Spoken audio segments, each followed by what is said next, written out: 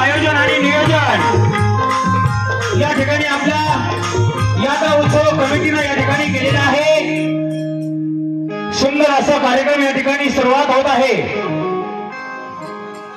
आज काळ भैरवनाथ यात्रा उत्सव कमिटी यांच्या वतीनं सुंदर असं काळ भैरवनाथ कथा आणि शिवशाहीर यांचा पोवाडा या ठिकाणी सादर होत आहे।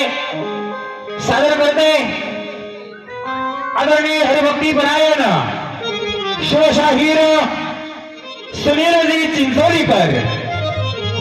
अवघ्या 2 मिनिटांमध्ये या ठिकाणी कार्यक्रम सुरुवात होत आहे। कृपया सर्व माता भगिनी पुरुष वर्गांनी या ठिकाणी समोरून बसायचं ही सर्वांना या ठिकाणी विनंती आहे।